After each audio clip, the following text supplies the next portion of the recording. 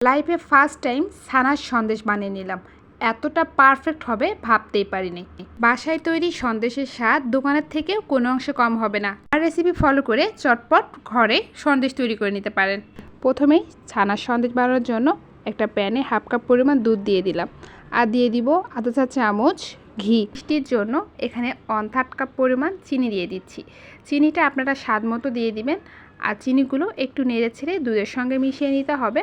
আর এখানে ফ্লেভারের জন্য 2টা এলাচ দিয়ে দিলাম। এদিকে দুধগুলোও ফুটতে শুরু করেছে।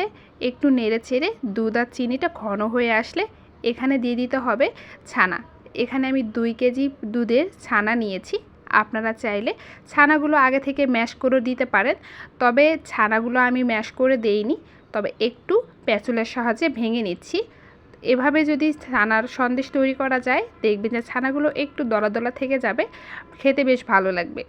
তো এভাবে আমি অনবরত নেড়ে ছানা থেকে দুধটা শুকিয়ে নিচ্ছি।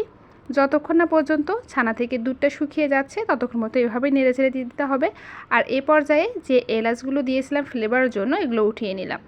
তবে আপনারা চাইলে এখানে কনডেন্স মিল্ক ব্যবহার করতে পারেন, তবে আমি এখানে শুধু চিনি ব্যবহার করেছি। আর এইদিকে ছানাগুলো অনেকটাই আঠালো হয়ে আসতেছে, তবে শেষে অনবরত নেড়েই ছানার সন্দেশটা বানিয়ে নিতে হবে, আর না হলে নিচে লেগে যেতে পারে। এইদিকে নাড়াচাড়া করতে করতে দেখবেন যে ছানাগুলো অনেকটা আঠালো হয়ে গিয়েছে। এ পর্যায়ে চুলা থেকে নামিয়ে নিতে হবে। আর যে বাটিতে ছানার সন্দেশটা সেট করব, সে বাটিতে আগে থেকে আমি তেল ব্রাশ করে নিচ্ছি। আপনারা চাইলে এখানে ঘি ব্রাশ করে নিতে পারেন। গরম থাকা অবস্থায় ছানার সন্দেশ বানিয়ে নিতে হবে।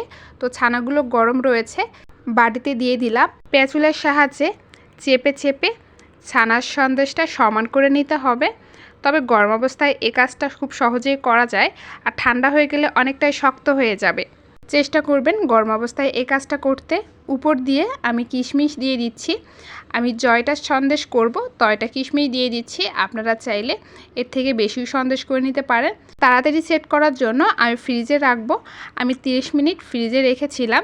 এইদিকে সন্দেশগুলো অনেকটাই ঠান্ডা আর সেট হয়ে গিয়েছে। আর আপনারা চাইলে সারা রাত ফ্রিজে রাখতে পারেন। আমি সন্দেশগুলো কেটে নিচ্ছি, এখন এক পাশ থেকে উঠিয়ে নিব। অনেক কম সময়ে বাসায় সন্দেশ বানিয়ে খাওয়া যায়।